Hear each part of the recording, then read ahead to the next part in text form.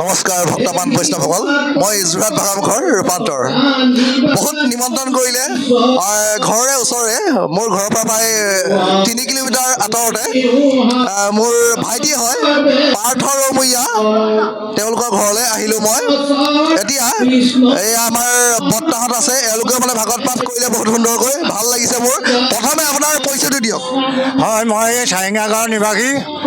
আমাৰ ভাইটি ঘৰত আজি এই ভাগৱত পাঠ হৈছে, তাৰ পাছতে দিহানাম হ'ব আৰু পাঠকীসকলে আহি পঢ়ি পেলানি ইয়াত আমাক উপভোগ কৰি পেলানি সেৱকীসকলক এই উৎসাহ দিব বুলি কাৰণে আমি ভকত বৈষ্ণৱসকলক আহ্বান জনাইছোঁ। আৰু আমাৰ যিজন এতিয়া আমাৰ ওচৰত আছে, মোৰ লগত আছে, এইজনৰ ঘৰ হৈছে ভগামুখ চাৰিঙীয়া গাঁৱত। তেখেতে আমাৰ এতিয়া ফটো লৈ আছেহি, সেয়ে আমি তেওঁক আমি ধন্যবাদ দিছোঁ। এতিয়া যাৰ ঘৰত ভাগৱত পাতিছে মানে তেওঁলোকৰ ল'ৰা, তোমাৰ পৰিচয় দিয়া। নমস্কাৰ, মই পাৰ্থ ৰৌমূৰীয়া। আজি আমাৰ ঘৰত এভাগী মহাপুৰুষীয়া ভাগৱত পাঠ আয়োজন কৰা হৈছিলে, লগতে দিহানাম কৰা হৈছিলে। যিসকল পাঠকে ইয়াত পৰিৱেশন কৰে বহুত বহুত ধন্যবাদ জনাইছোঁ, ৰাইজক ধন্যবাদ জনাইছোঁ ইমানখিনি সহায় সহযোগিতা আগবঢ়োৱাৰ বাবে। আৰু ৰূপান্তৰ দা আহি উপস্থিত হ'লে তেওঁ পাঠ কৰিলে, লগতে তেওঁ এই চেনেলটো ছাবস্ক্ৰাইব কৰি দিব, কমেণ্ট কৰিব আৰু ভালকৈ ভিডিঅ' বনাবলৈ সহায় কৰক। ধন্যবাদ। হয়, যাৰ ঘৰত পাতিছে তেওঁ আপুনি কোন হয় প্ৰথমে পৰিচয় দিয়ক। মোৰ ভাইটিৰ ঘৰত ভাগৱত পতা হৈছে। হয়, নাম তেওঁৰ নাম ৰাজেন ৰৌমূৰীয়া আৰু মই ককায়েক হওঁ। মোৰ নাম খগেন ৰৌমূৰীয়া। আৰু ভাগৱত কেই বজাৰ পৰা ষ্টাৰ্ট হৈছে, কেতিয়া সামৰণি পৰিব?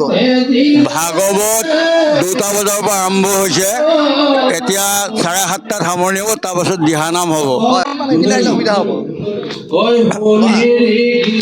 ভাইটি সীমান্ত আহিছে, এতিয়া আমাৰ ভাগৱতৰ সামৰণি পৰিলে, ধৰা দিহানাম কেতিয়াৰ পৰা আৰম্ভ হ'ব আৰু কিমান সময় হ'ব?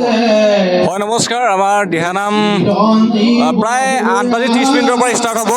আমাৰ গোটেই সংগীবৃন্দ বৰ্তমান আহি পোৱা নাই, বিভিন্ন কামত জড়িত হৈ আছে। আৰু আমাৰ স্থানীয় আয়তীসকল আছে, তেখেতসকলেও গাব। গতিকে আশা কৰোঁ আপোনালোকে এই ভিডিঅ'ৰ জৰিয়তে আমাক মৰম দিব, চেনেহ দিব আৰু দুটামান আমি ক্লিপ হয়তো দিবলৈ চেষ্টা কৰিম। সময় বহুত কম, পটককৈ মানে আমি অনুষ্ঠানটো পাতিলোঁ, সকলোকে নিমন্ত্ৰণ জনালোঁ। হয় হয়, সকলোকে নিমন্ত্ৰণ জনাইছোঁ। আমাৰ এতিয়া দিহানাম আৰম্ভ হ'বলৈ কিছু সময় বাকী আছে। গতিকে এই ভিডিঅ'ৰ জৰিয়তে সকলোকে আমাক আগলৈকে যাতে সকাহ দিয়ে, দিহানাম হওক, ভাগৱত হওক, এই ক্ষেত্ৰত আমাক আকৌ যিকোনো পদক্ষেপ ল'বলৈ আমাক যাতে উৎসাহ যোগায়, সেয়াই মোৰ ফালৰ পৰা কামনা হ'ব। মই ভাইটিক এটা কথা সুধিছোঁ, যেতিয়া আমাৰ এইবিলাক সকাম হয়, তাত যেতিয়া দিহানামৰ প্ৰয়োজন হয়, তেতিয়া এই ভাইটিহঁতৰ এটা ধুনীয়া বিৰাট মানে সুন্দৰ কণ্ঠৰে পৰিপূৰ্ণ এটি তেওঁলোকৰ নামৰ দল আছে। সেই নামৰ দলৰ কাৰণে ভাইটিক নাম্বাৰত যোগাযোগ কৰিলে আপোনালোকে সকলোৱে পাব।